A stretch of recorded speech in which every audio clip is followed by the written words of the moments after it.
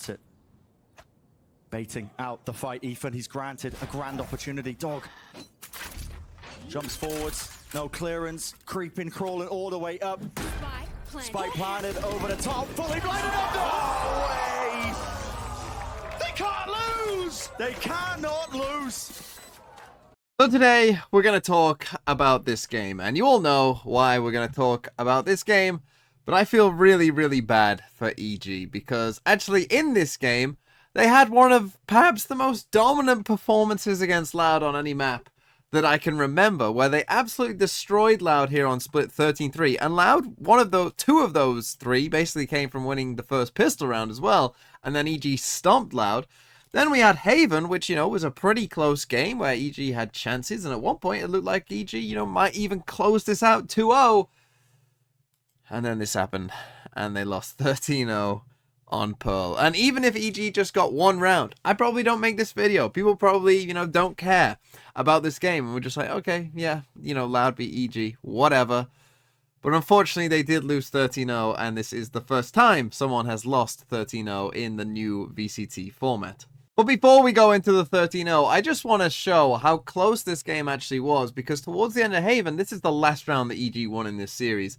It's 9-9. EG are going to take the lead in this game. This game of Haven was absolutely going off the rails towards the end. I mean, it was just absurd. And this is one of those rounds where it's a 1v3 for Calm. He's going to find a kill with a shock dart as they're defusing the spike, which then gives him his Sova ult. So then he pops his Sova ult here, and that keeps them off the spike for a second as well. Aspas is able to tank it, and you're like, oh, they're just good now. Aspas is just going to hold it, but he doesn't hold it. He comes off it, and then he tries to get back on, but Calm gets the kill, and then Les is too far away to where he's just about going to run out of time. And the end of this Haven game was just absolutely bizarre. I mean, it just went off the rails completely. But then we went to Pearl. And so let's start with round number 3. EG are on the defense side here on Pearl. Ladder on the attack. And what we're going to start off with this round, because of course for a 13-0, you need one team to play bad, of course, but you also need the other team to play well. And we're going to see both in this round, I think. EG's initial plan I actually like, right? We talked about this in the kind of the Cloud9 video yesterday. Where these three are going to get aggressive on B. They're not just going to let you run down here, right? But the reaction from Loud is really good. So here come EG, right? They send up that harbor wall there. They're going to send out a sky flash there as well, right? So they create this early pressure and they push these three back there. But obviously these two, noting that, okay, there's a harbor wall there, there's a sky flash, maybe there's someone else there as well. They're pushing this pretty aggressively. They got the information from these guys.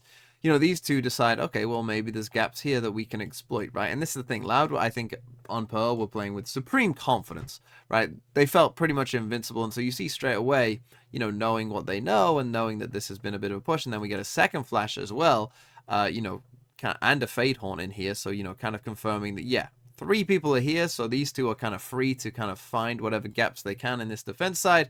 They actually push through the wall a bit here, G, but you can see how quickly Les has kind of come down here. And Sadek initially will get stopped by the Killjoy util going off there. So he gets pushed back, but, Les is not deterred in any kind of way. EG actually fall off back towards B here, but, Les is already through their spawn at this point. He's deep into their spawn. But this is really where, we see Calm kind of rotating back towards Les, and this was kind of a sign of things to come, of EG maybe not converting kills that they should do, and/or Loud, just hitting shots that they have no right to as well. Where Calm is just going to see Les there, but he starts shooting through the wall. Les turns around, and he's going to win that fight. But not only does he win that fight, then we get the kind of supporting cast of EG coming back, right? And so you got Ethan watching down this way, and Boostio is on his way as well. And, here again, they got him kind of surrounded, and he's kind of trapped here. But Boostio comes around this corner first, and Les is able to actually win another fight before Ethan trades out that kill. So we end up in a bad situation. They actually do get that kill there from Jorgamo, but 2 hits 2 insane shots. I mean, on the replay, that second shot on Ethan, it's just like bang, bang, you're dead. And that's with a Bulldog as well. So, I mean, but that's how this game was going. It just felt like Loud would just win more than their fair share of fights, and EG conversely would lose their fair share of fights. So we end up in a 2v1, and well, we see again just good understanding by Aspas, finding a really good timing here, as Boostio is actually able to walk past Aspas. He's actually able to kind of find the timing to actually walk across, and initially this looks like a decent attempt here, but Aspas, kind of realizing that maybe the timing has gone too far, realizes that that's a possibility and starts to swing out. So when this fight is taken here with 2Es, which Demon 1 actually wins, Aspas is there, straight away to kill him and win the round for Loud. But here's the thing about a 13-0, because 13-0s are pretty rare, right? They don't happen often. And one of the reasons that they don't happen often is there's just going to be a round like this one for EG, where you just have 4 ults. And, so long as you use the ults decently, you'll win that round, right? Like, you can just pour every single ult into it and just like, yeah, surely there's no way that we lose this round. But unfortunately for them, in the round that they do use all 4 of these ults, Loud are going to use the 2 ults that they have as well, and that's going to be enough to carry Loud to this round, as this one's just going to be, an old classic Pearl B hit, messy, walls on walls, no one can see anything.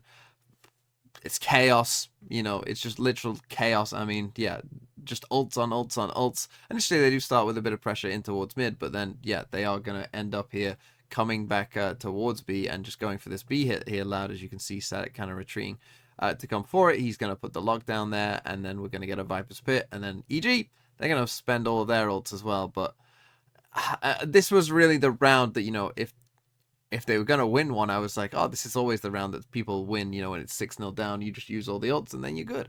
But it didn't happen for EG because we get the Killjoy lockdown and it's like, okay, yeah, we're chilling, right? We've got 4 ults to use a retake. Like, we're chilling, we're fine. The Harbor Wall comes up, they're going to get the plant down, and they're going to get the Viper's Pit in here as well, allowed in just a second, just there, you see. But now we get the ults coming back here from EG, right? So the first one that goes in there is the Astra ult, which just kind of cut them off from the spike. But again, the Viper's Pit is kind of, the spike is still within the Viper's Pit. And then the next thing is they put the Killjoy lockdown there, but the Killjoy lockdown actually doesn't cover all of the Viper's Pit either. So they still are able to stay within that Viper's Pit. And so, they still kind of have this problem. So the Seekers come out as well. And, EG start this kind of retake. I mean, it's just pure chaos. I can't... You could watch this a million times and still not really fully understand what went on. Because, yeah, it's just kind of chaos. But, Loud eventually kind of have to obviously retreat with the Killjoy lockdown. And in a second, we're going to get a Fade ult as well. I mean... and now it's just chaos, right? Now it's just pure chaos. The Fade ult comes in. And, yeah, good luck observing this, because as we go forward back and forth, it just kind of turns into an absolute mess. Aspas manages to get a couple of kills and they win it, but it's just one of them where it's like, who knows what truly happened there, but I do know that EG lost the round. And by the end of the half, obviously, Loud, I mean, we're just taking any fight they could, and we're winning a large majority of them. And for EG, it just, I mean, obviously their confidence was just in the absolute floor, the absolute gutter. And, well, Loud was starting to read them as well. Here they come back to this B hit. Surprise, surprise. And the Harbor Wall's going to come out here from Jogamo. But, I mean, look at the read that they have here, right? Where Les is going to tuck himself in. And he's going to play anti-flash behind this wall because he knows this is probably what they're going to do. And guess what? Predictably, of course, they try and Skyflash through it. Les turns around, gets 2 kills. And, well, Com actually does manage to win that fight. And we actually end up in a 2v2. And again, it's winnable. And this is perhaps what's even more painful is towards actually the end of the half. Surprisingly, it wasn't at the start. It was more towards the end of the half.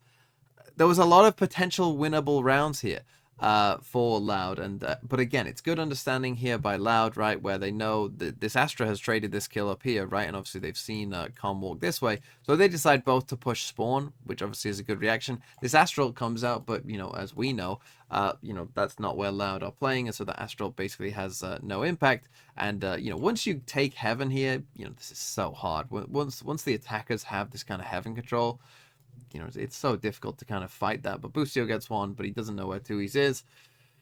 And that was 11-0, unfortunately, for EG. And then finally, let's end with round number 12, which really, 11-0 down. This was a massive twist. Twisting the knife into EG. I mean, really, this is a horrible way to end it, really.